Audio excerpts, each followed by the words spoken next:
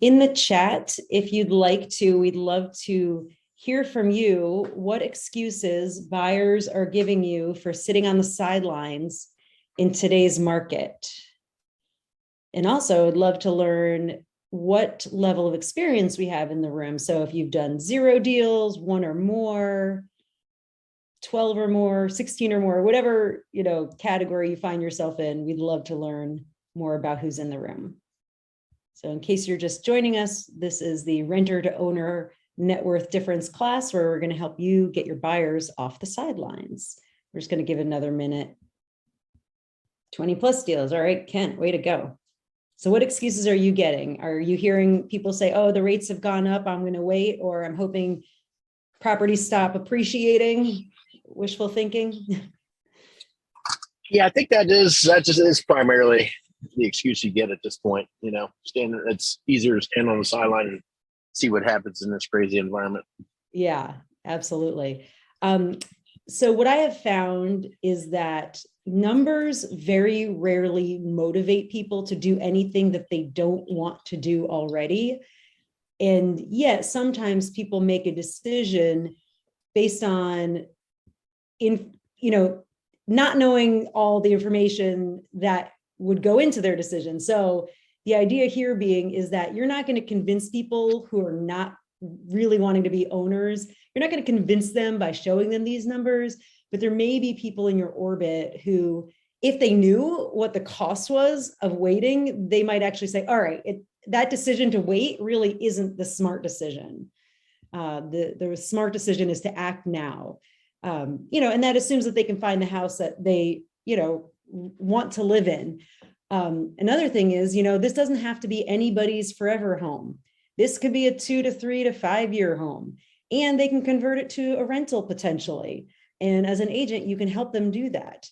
They can buy themselves a new primary as they save more money, in the years while they're now owning the house and building wealth. Cool. Welcome, Allison, who is brand new. Great. Love to have you here. I'm still admitting some people. So if you want to come off mute or put in the chat what excuses you're hearing for people staying on the sidelines, we'd love to hear what you're hearing out there. We were discussing, interest rates going higher, and they're waiting for property prices to come down. One thing that Gary Keller said at Family Reunion this year was very impactful. He showed us a trend line and historic appreciation over the long term. And actually, does anybody know what the historic appreciation is over the long term? Like what percent every year, what the trend line shows? Let's see. Yeah, 4%. Excellent, Linnell. Linnell's paying attention. So like 3 to 5 is what I've heard. 4% is what I believe it's been for the last several decades.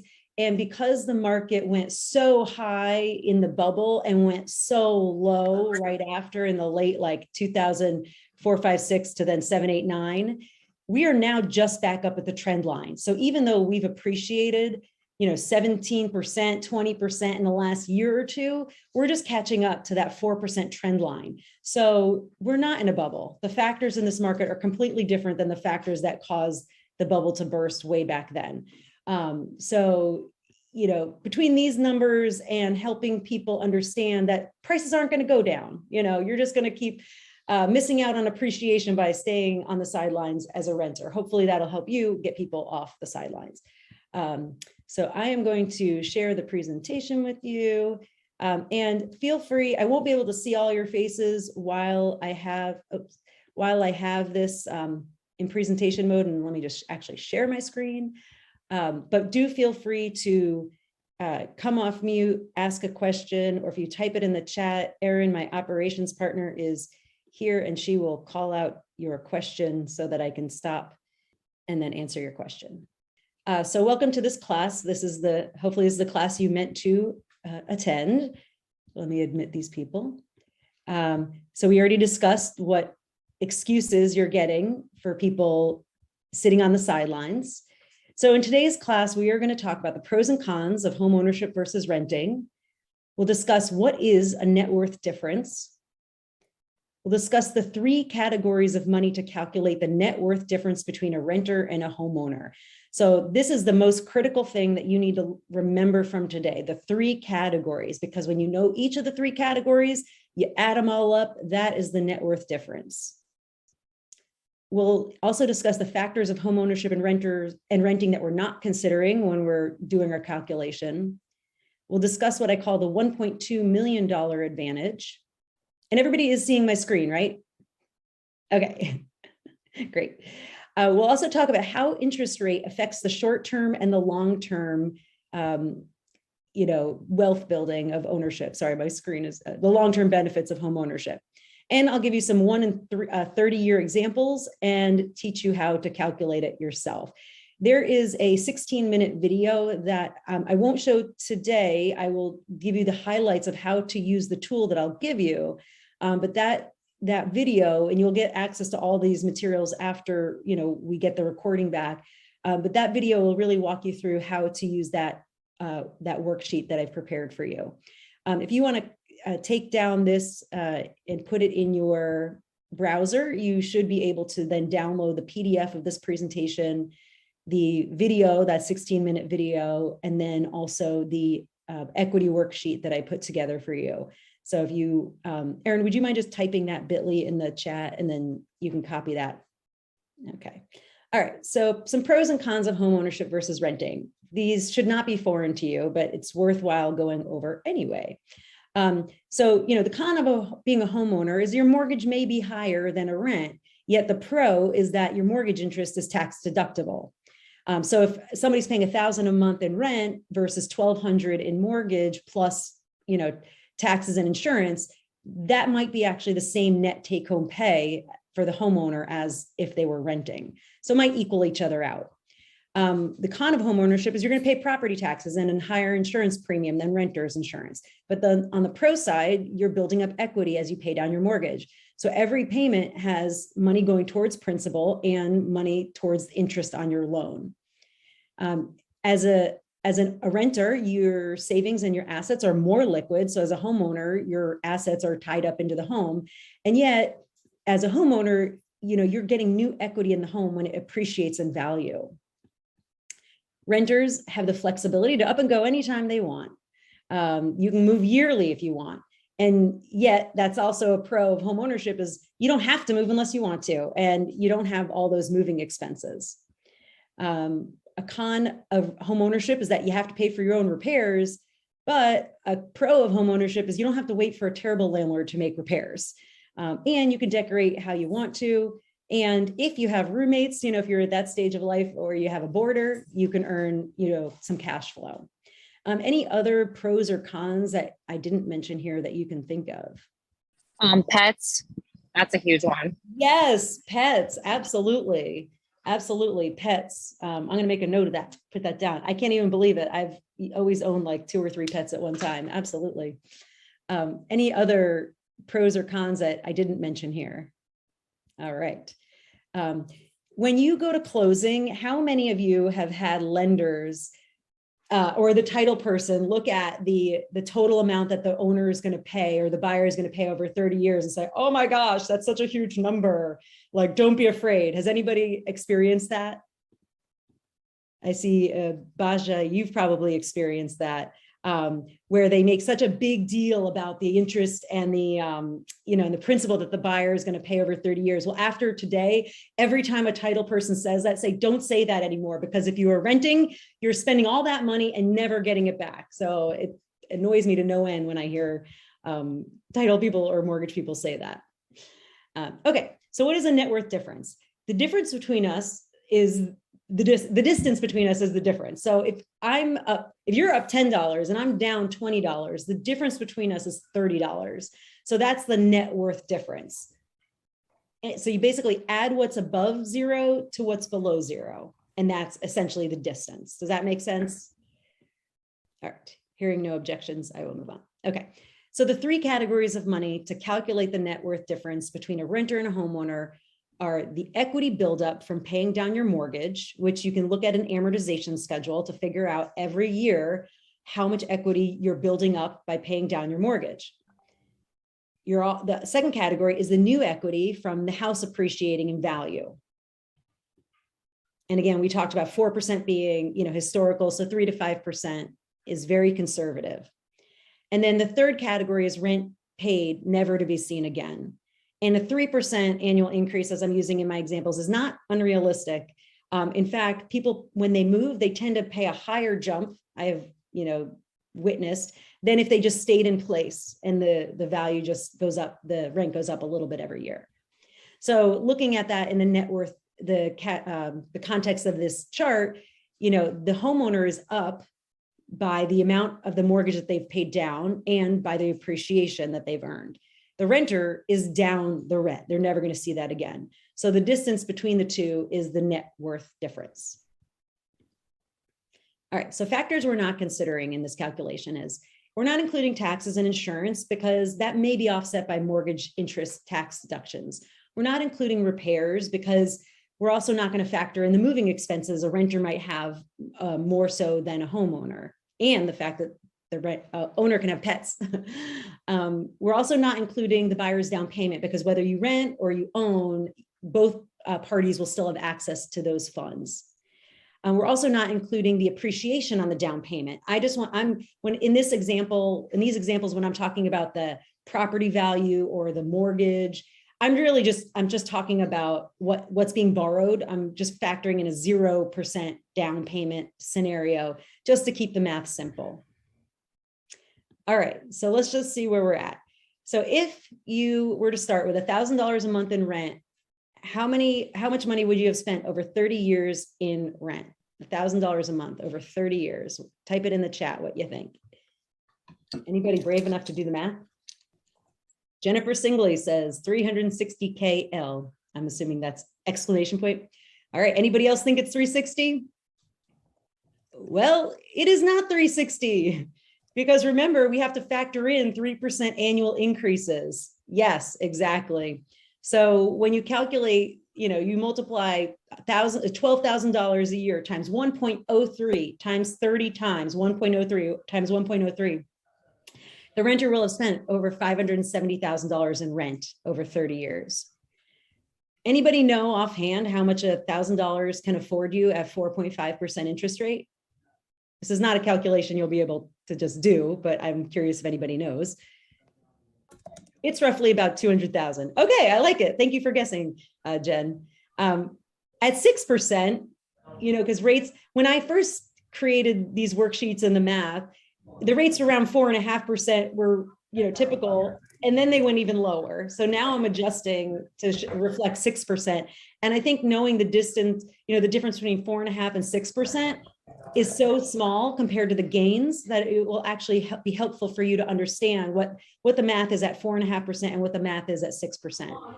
So while a person at 4.5% could have afforded about a $200,000 mortgage, at 6%, it is $167,000. And let's see what you think about this. After 30 years, how much do you think a house that starts at $200,000 today will be worth with 4% appreciation? Any guesses? So $200,000 house after 30 years, how much do you think that might be worth at 4% per year? 400,000. 400,000. I like where you're going with that. It's actually 648,000. And that house that started at 167 is worth 541. So essentially, if your buyer is sitting on the sideline, they're not going to wait for 30 years. But if they were waiting for 30 years, you ask them, are you willing to give up 541,000 because you were really hoping for 648? And we know rates, we don't know what rates are going to do. And property values aren't going to go down. Like, we actually don't want property values to go down. So this is what I call the $1.2 million chart or advantage. So the person who starts out with a $200,000 house, again, we're not including the down payment, and they pay $1,000 a month, excluding taxes and insurance at 4.5%. They bought a $200,000 house. So in 30 years, they'll have paid that off. 100% will be paid off.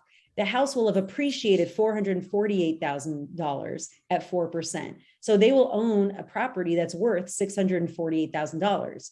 Meanwhile, over that same time frame of 30 years, that renter will have paid over $570,000 to their landlord, never to see that money again. So the net worth difference between a renter and an owner over 30 years at 4.5% is $1.218 million. Do you think that's information your buyers need to hear? Yes. Thank you, Jen. And that is why, when I'm sitting at the closing table and the title guy or the title girl or gal or the lender says, oh my gosh, you're going to spend all this money, in payments. And then I'm like, yeah, but look, you would have spent $570,000 in rent over that same time frame. Now let's look at it at 6%. So in 30 years, somebody who starts with an interest rate of 6% still has a $1.1 million advantage. So they will have paid off $167,000 in equity. Their house will have appreciated $374,000, and they'll also have avoided paying $570,000 over 30 years. So their net worth difference is $1,111,000 over 30 years.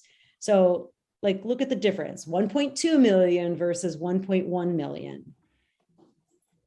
You're giving, if they don't get off the sidelines, it's like if they can't get 100%, like they're getting rid of 90% for that 10% difference that they're not getting. Now, just because 30 years might feel so far out into the future, let's look at a 1-year example.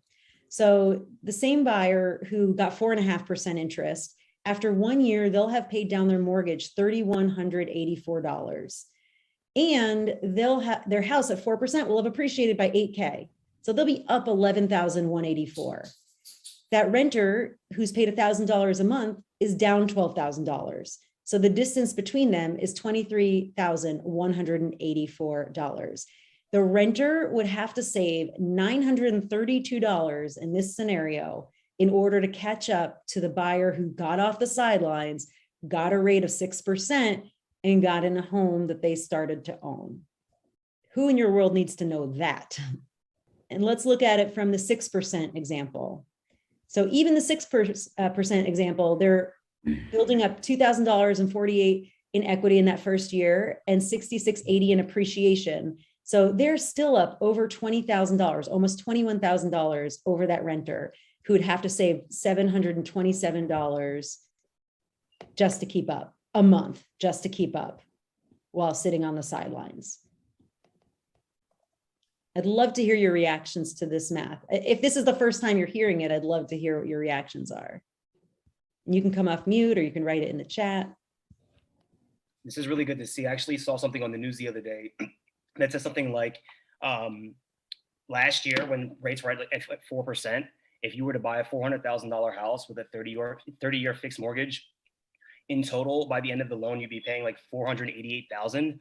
But with the way rates are right now at 6%, it's something like by the end of the loan, you'd be paying like $800,000 for your house total. Wow, that sounds like a really, give me those numbers again. I want to verify that.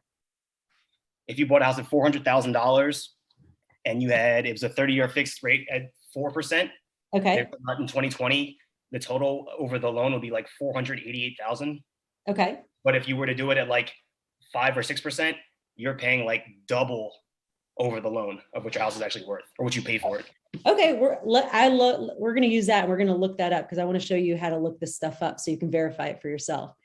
So as a reminder, the 3 categories of money, and actually, who can tell me what the 3 categories of money are? I just gave you a quick glance of the one. Who remembers what the 3 categories of money are? And you could type it in the chat or you can come off mute, or you can just give me one, you can give me all. Equity buildup, thank you, Linnell. Appreciation, thank you, Linnell. Rent paid. Rent paid, exactly. Awesome, beautiful. All right, so we got paying down your mortgage, appreciation, and rent paid. Okay. All right, so how to calculate the net worth difference, starting with the questions we want to answer and where to go. So first we want to go to the Bright MLS amortization schedule and ask the question, how much house can the payment afford? Then we're going to learn what is paid down after the first year. Then we're going to go to the Google sheet that I prepared for you and look at the appreciation schedule and ask, how much will the house appreciate after 1 to 30 years? And then in the rent schedule in the Google sheet, we're going to ask how much rent will have been paid after 1 to 30 years. So I'm going to stop sharing this screen. And I'm going to actually, let me see, do you see my Bright MLS page? Yes. Yeah. Okay. So in Bright MLS, you will go to financial, you'll go to amortization schedule. And the first thing that you're going to do to figure out, so basically what you want to learn from your client is, what do you pay in rent? Because the goal is to translate that into an amount borrowed so that you can learn how much will they have paid down after 1 year, 2 years, 3 years, however many years, and what will the house appreciate. So thank you, Erin, for putting that in the chat, the login. All right, so the number of payments, we're just going to assume a 30-year mortgage. And let's just use 6% in our example. And the payment amount, if we used $1,000, we hit calculate, and you'll see that's where I got the 167. So whenever you're trying to, solve for one of these four, you fill in the other three, and then you hit calculate. A lot of times you're actually looking at it from a different vantage point where you want to know, and actually it's like frozen. Financial. You're looking to find out, okay, this is a $400,000 house with 360 payments with the annual interest rate of 4%. What's the monthly payment? That's usually how we're going into the amortization schedule. In this case, we're trying to translate the payment into an amount borrowed. Yeah, so then what you would do, I'm really curious to look up this information. So I'm going to use this example was it Jacques? Was that your name? Yep, that was me. Yep, Jacques gave us. Here, I just put in name. You just have to fill in something in the buyer and lender name. And I always like to change the first payment date to the first of any year. It doesn't really matter. And then I click over to yearly totals only, and I hit report. And you could see that the person who starts with a $400,000 mortgage, 30 years at 4%, the balance, they've paid down principal after 1 year, $7,044. Yes, they've paid interest, $15,008. And let's scroll down and see their total payments of $687,000. So that's why I was a little surprised. It might have been 3%. I might have had the numbers wrong. Sorry. Okay. I'm still a little suspicious. Let's figure. So it could only be, what was the original example? 400K. Yeah, if you got anything in the 400s, it would have to be like a 1% interest rate. Yeah. So let's just look at this. So 3%, you will have paid $557,000. So 157 in interest. I could have my numbers wrong. Very possible. Or the news is wrong because you know how they are today. But yes, you have to verify. I did something about that where like the way rates are now, you're paying like double what you would. Okay, let's look. So now I'm putting it at 6%. So 3% versus 6%. It wants me to hit calculate. Okay, report. So yeah. I mean, yeah, from 3% to 6%. 463. So 157K in interest versus 463K in interest. Yeah, that does seem astronomical. I did know it was a crazy difference. See, what's that? So I did know that it was a crazy difference. Yeah. And yes, thank you, Baja, for putting that in the chat. So yeah, and the alternative is if we know a $200,000 house is worth $648 after 30 years, double that. Now you're talking about a house that's worth $1.3 million. So you're still ahead of the game. And we don't control the market. Like we can't control it. You can't time it. You'll never hit it on the way up. You'll never hit it. You're always hitting it up on the way up or on the way down. Like you're never going to actually hit it right exactly because you don't know where the top or the bottom is until it just passed you. So if somebody can find a house that they would like to live in, they can afford the monthly payment. These numbers to me, they all point to just moving forward and, not sitting on the sidelines. Okay. So let me go back to just showing you the example that I had for you before. Yeah, so 6%, that monthly payment. So the 167. So yeah, so you can see this is where I got the 2,048. So the person who bought a $167,000 house or loan, after a year of payments of $1,000, they will have paid back $2,000 worth of that loan. And then as you can see, by the end, they owe zero. Okay. So the balance and the principal paid down is the important thing. So if you're doing a multi-year study, it's more important to look at the balance, because then it's just a simple equation, 166.7 minus 157, and then that's how much they've paid off over those years. All right, let's see. So there's that. And keep in mind the video that you'll have in that folder that was shared with you will have all of the step-by-steps and how I'm doing this. So this is the 4.5% example, $1,000 a month, 360. We hit calculate. So you enter the three numbers first, you hit calculate, buyer, lender, put in the start of the year, and then you hit yearly totals, you hit report. And then that's what we got when we hit results. But this is the other example, the 4.5%. And that's the new equity after a year. So this is the example I just showed you. Does anybody have any questions how we did and got to there? And then we hit, calculate, and then we got 2,048 for the new equity after year one. Okay. So now we're going to visit the equity appreciation worksheet that I put together for you. So again, the video has this, very in detail. So if I forget a detail on this, it will be in that video. So you fill in only the yellow fields. So you'll fill in the starting rent. And actually, I'm sorry, let me do this. So we want to see the appreciation. So because we filled in the mortgage amount and the mortgage amount. So the appreciation chart, I figured out $1,000 at 5.5% was $176,000 mortgage. And then that went over, that filled in on this appreciation chart over 30 years. And you could see this is 1.04% or 1.04. That means 4% appreciation. And then this formula, this column is a bunch of formulas. And I actually explain how to create these formulas. If you need to, you don't have to, because this is already set up for you. But you could see at the end of the 30 years, the house is worth 571 in this example. So you started out with a house at 176, you added 395 in new equity from appreciation, and then your total house value or total new equity at the end of the 30 years is 571. This is just a snapshot of our examples of how I got to the appreciation. So the $200,000 home times 1.04 is worth 208 after 1 year. By the end of 2051, after 30 years, it's worth 648 and change.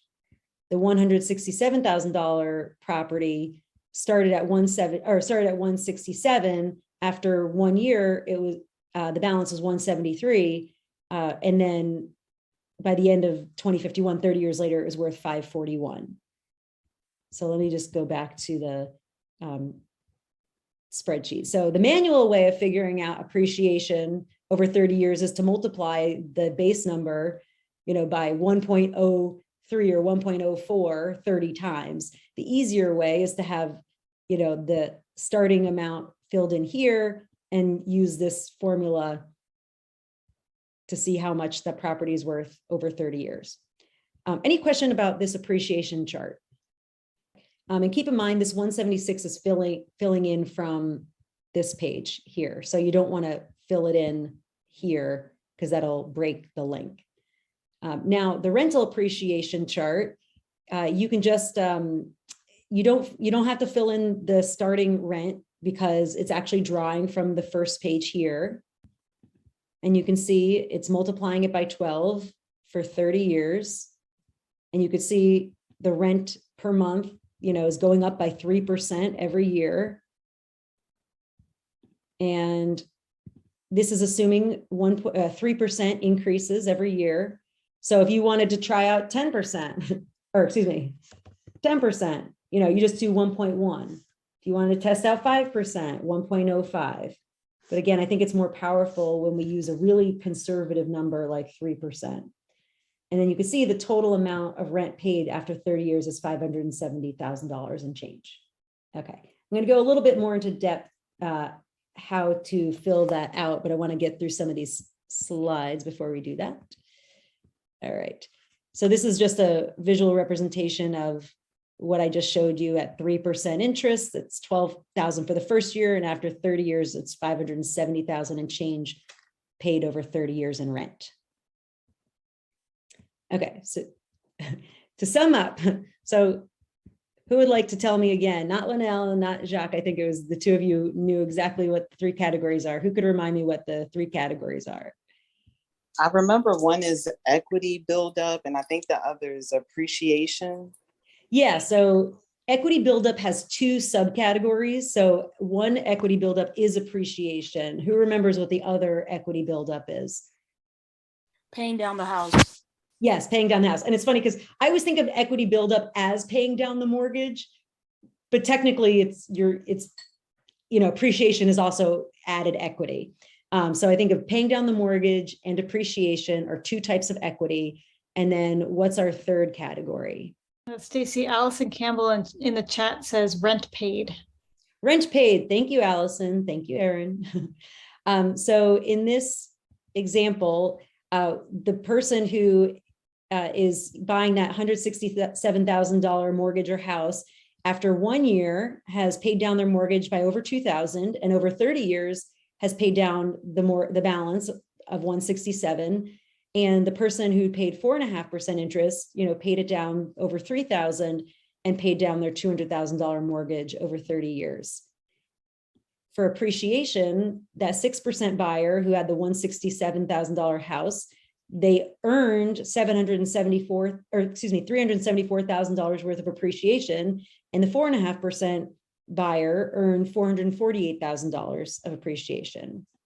And in both cases, the rent that was paid was the rent that was avoided rather was the $570,000, because both of them had, $1,000 monthly payment that they started with and avoided paying rent.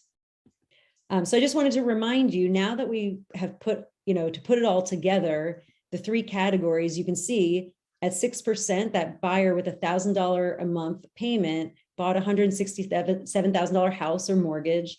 Again, we're not including their down payment.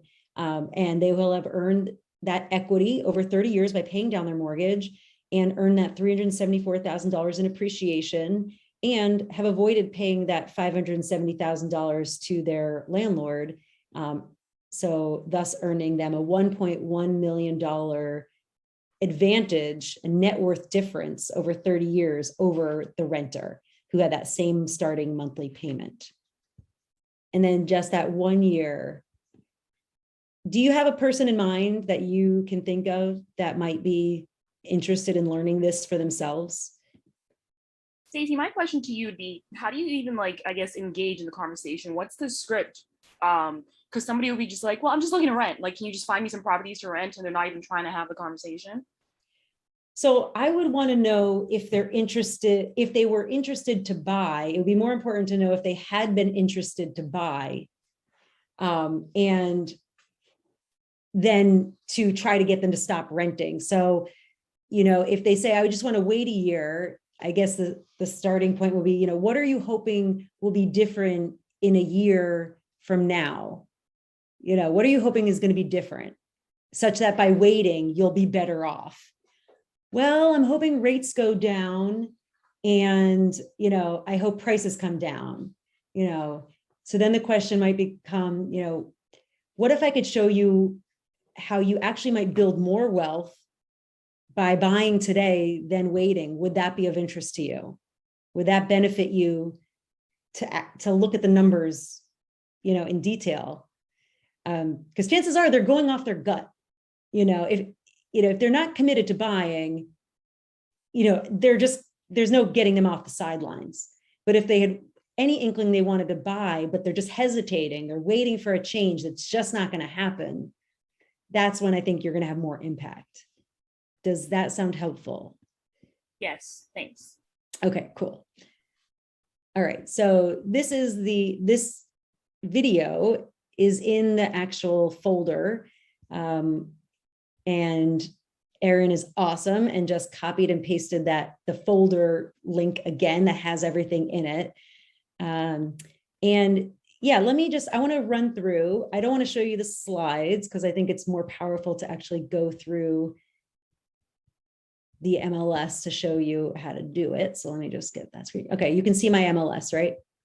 So we're going to do this example together. This example is already in the slides so that you can see if you can recreate it later. But let me delete that. Okay, so we're going to start out with a $2,500 a month payment, and we're going to start with 5.25% interest. And so that would yield a house price of $452,732 if you're going to round. We filled in name, January 1st of 2022 or 2023, it really doesn't matter, and yearly totals. And we're going to hit report. So that first question we answered was, how much does that payment afford? So that $452.31 or 32 if you want to round it. And we're going to go to the results worksheet and we're going to put in the starting rent,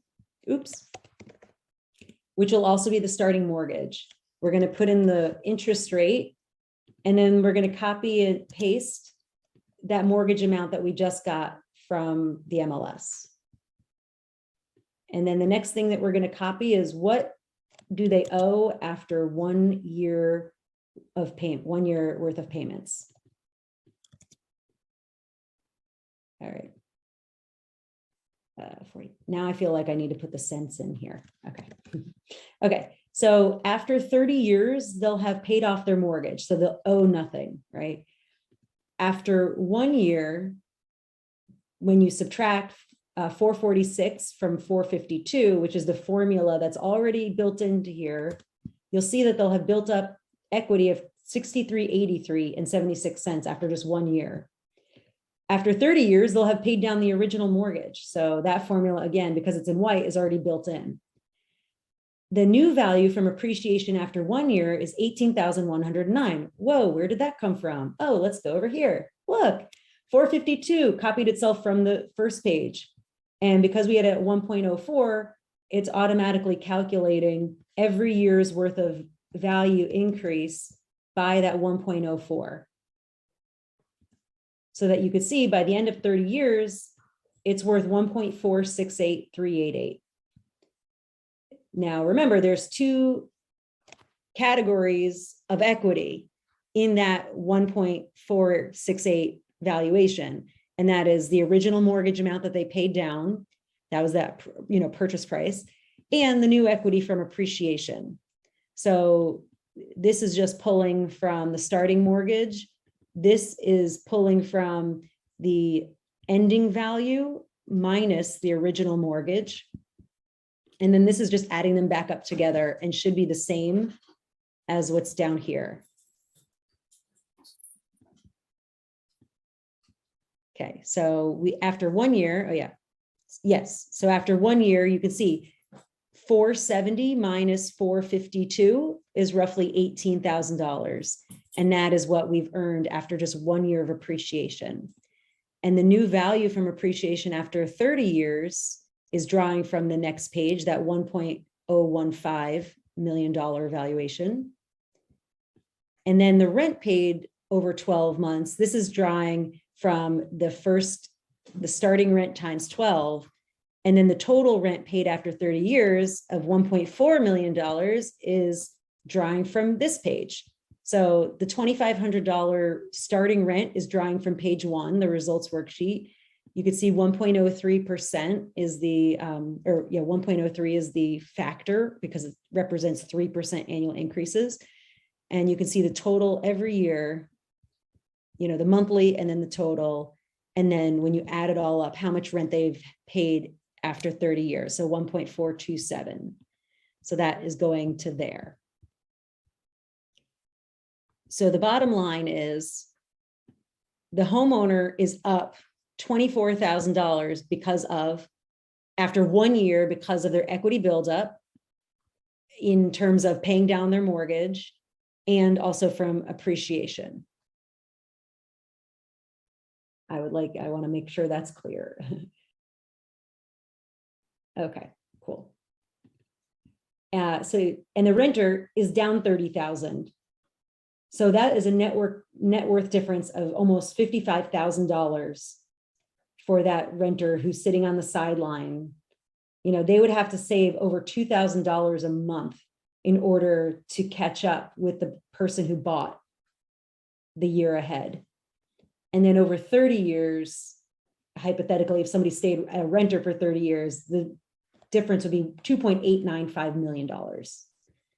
Who was able to download this sheet as we were talking, or as I was talking? Because it might be useful to have you open it up, make a copy for yourself so that you can edit it and that we can, you know, do an example together. Are you guys able to do that? It's in view only mode. Yes, because I don't want you modifying my spreadsheet, but if you say download or make a copy. Okay, gotcha. Yeah. So either if somebody wants to give me an example and direct me where to go and what to do, I can do that. I don't know if you're able to share your screen with me or if you want to do it on your own and I'll demonstrate it up here. But does anybody have an example that they would like to have me walk through and you can do simultaneously? Would you like me to do it again? Just picking another scenario? All right, I will do that. So somebody give me a starting rent. $3,200. Thank you. Give me a starting interest rate. Actually, let's use 6.5 because I got an offer today on a listing of mine and the rate is 6.5. All right, so who remembers what I do next in order to translate the starting rent into the initial mortgage amount? Go to Bright MLS, the amortization schedule. Okay, let me get these things out of the way. All right, now what do I do? Plug in 3,200 for the payment amount. Okay. 6.5 for the rate. Okay. Calculate. Yep. Copy that number in the principal amount. It didn't like that. Okay, there we go. And where do I put this? You put that one in the mortgage amount. Okay. All right, what's the next thing I do? All right, so you go back to the schedule. Yep. You want to fill in like buyer's name or whatever, and then run the report for the yearly totals. Okay. Oh, and and then, the payment date is changed to the beginning of the year. yep, perfect. All right, now what? That first, wait, no, it's the second balance, 2023. So we started January 1st of 2022 was the first payment. So this is the payment total for 2022, the interest total and the principal total. So this is the end of 2022. Okay, so that's the amount you want to copy. Okay. Where should I paste it? What is owed after 1 year of payments? Yeah. All right. Then I believe you go over to the appreciation chart over 30 years. Nope. Yeah, I mean, if you leave the defaults at 1.04 for the appreciation and you leave the appreciation for the rent at 1.03, that's all you need to do. Okay. So you can see the net worth difference after 1 year is over $64,000. So if you want to translate that as what would the renter have to save? So what would renter have to save to keep up? You just do that by divided by 12. So they have to save over 12. I have a mortgage payment, that exact amount. How crazy. They would have to save that every single month in order to catch up with the owner, you know, in the savings, you know.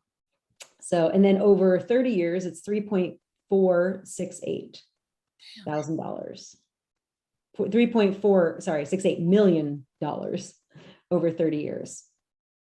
Linnell, on a scale of 0 to 10, how hard was that? Oh, not hard at all. Yeah. So I know for a lot of people, looking at all these numbers can be very intimidating, but all you really need to do is start out with the starting rent and interest rate, and then, do a couple of things here in MLS and copy and paste, and then you have it already filled out for you at the bottom.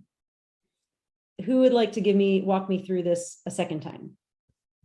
All right, who can give me a starting rent? Let's go on the low end this time. How about 800? 800. All right.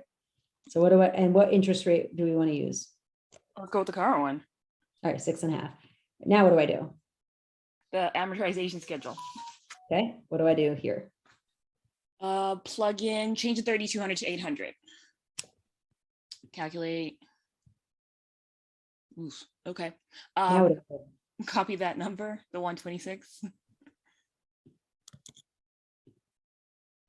Mortgage amount. Okay, now what do I do? Back to the amortization schedule, make sure the date is the first of the year, and then run the yearly totals. Okay. And then copy the 125, 153, the first balance.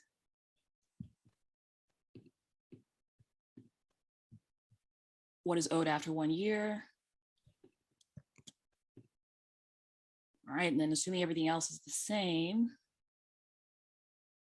net worth difference after a year is 16,000.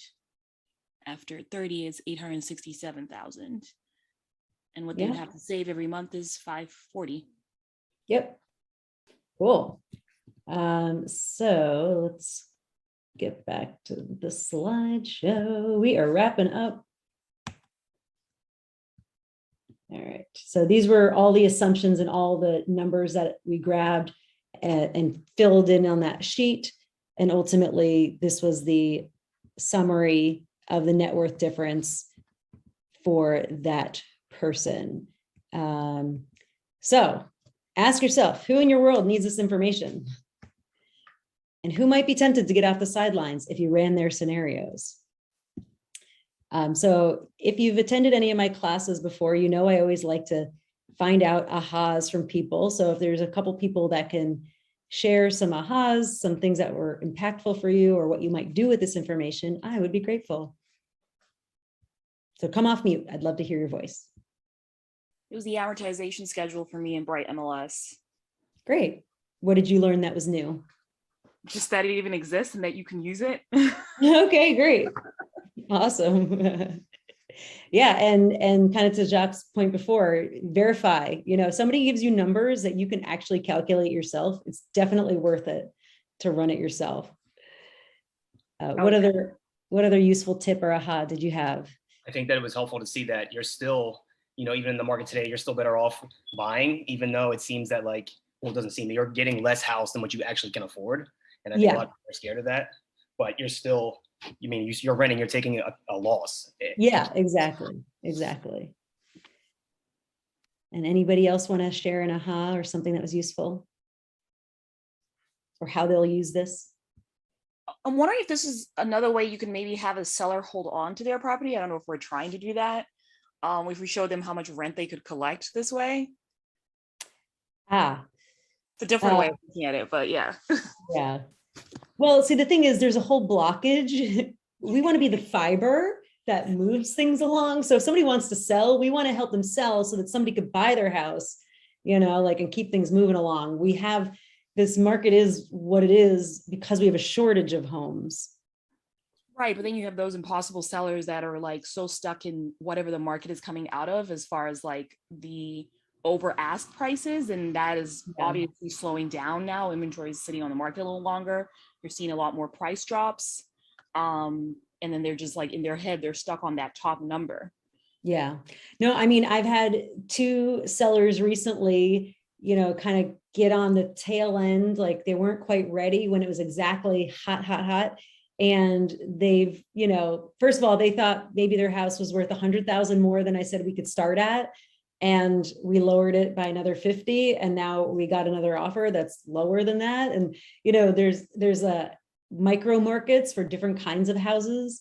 So I think it's really important to also know how to price the home for the market, the micro market that house is in, rather than let people just, look at the national market and think that applies to them, So yeah, so if you wanted to learn more about that, somebody last week in our meeting asked about market statistics and how to figure those out. And we have plenty of classes at Agent University by Stacy that teach people how to do this.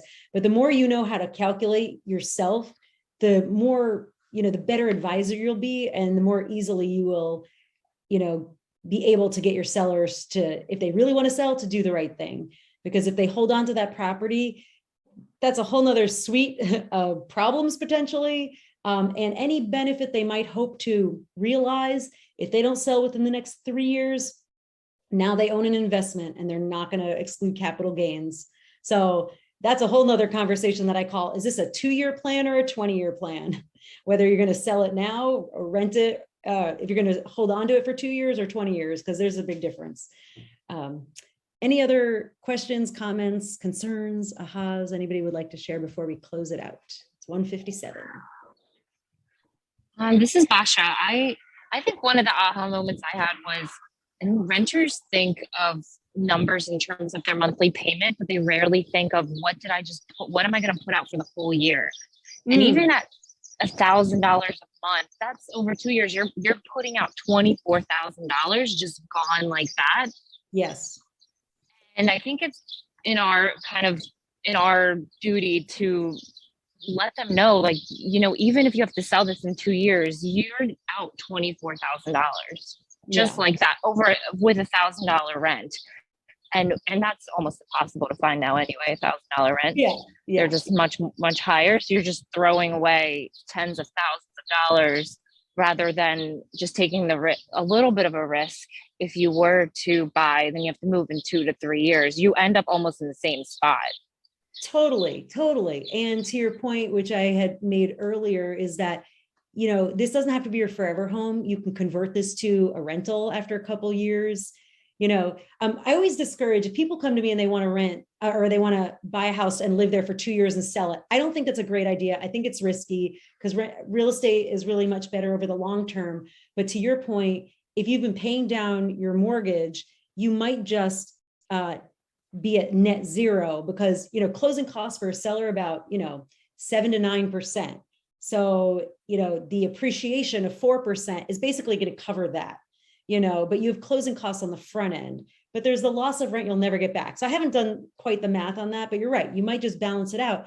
And let's say for the buyer who doesn't know if they're going to be here, how many times have you heard somebody say, well, I'm not sure if I'm going to be here for another year or 2 years. And then like 5 years later, they're still here, so if they take a chance on homeownership now, we can help them convert it to a rental later. And in the meantime, rather than saving that $700 to $900 in the examples towards just to catch up with the homeowner, save that for your next down payment, because guess what? You can buy your next primary residence with 5% down, So I can't see a negative thing about this.